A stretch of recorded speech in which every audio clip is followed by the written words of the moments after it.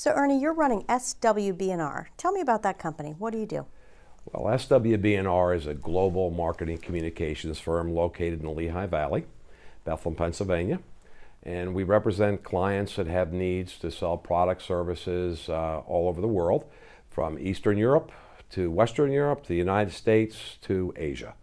So we have a diversification of clients. Some don't sell totally globally, but we have a nice diversification of B2B, 60%, and B2C, about 40%. Wow, so a really nice, diverse portfolio of businesses. How did you get into the global piece? How did that happen?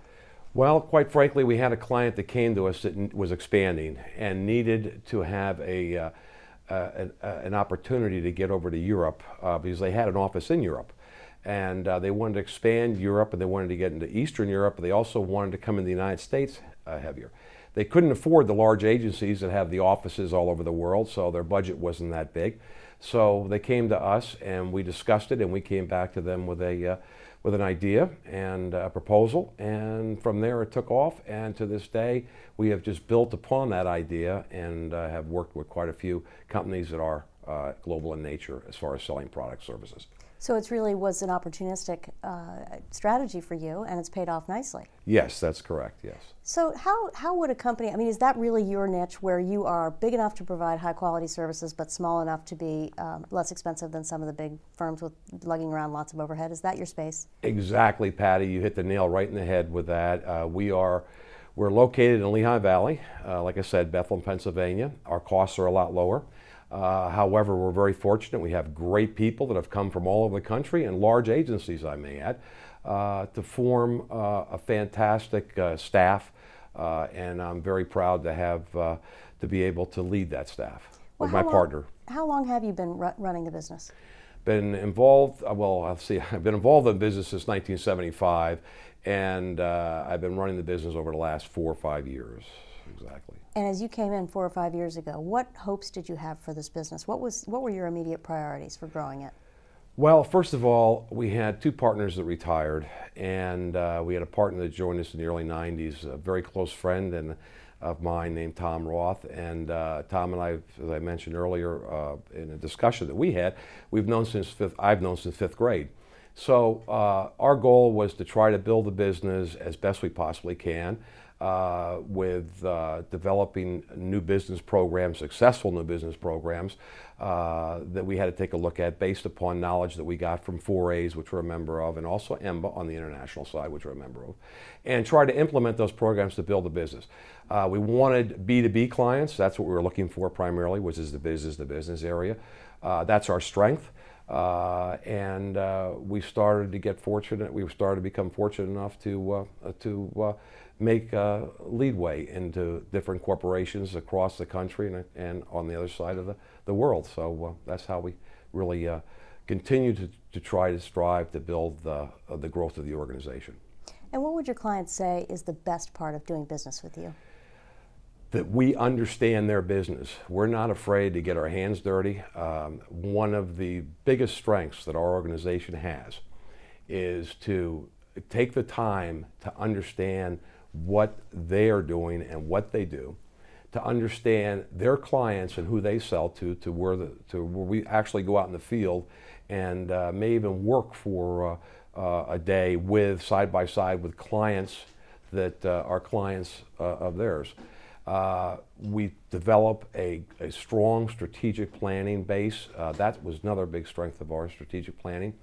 And we develop strong customer relationships, or client relationships, that they feel confident. It's a strategic alliance that we've developed with every one of our clients, and we want to maintain that on the new business side as well as on the existing client side. So you are able to both think about what the right things are to get done and then go get them done for your clients. Yes, with the staff we have, that's correct. Well, tell me about that staff. How do you attract and keep those kinds of rare talents that can do both of those things well? Well, that's a very good question, Patty. We're very fortunate we have a president, CEO, or COO, excuse me, named Scott Freeman. He's done an excellent job. Tom is our CFO, Tom Roth, and my partner. we've been very fortunate at attracting people because of the environment and the culture of our agency.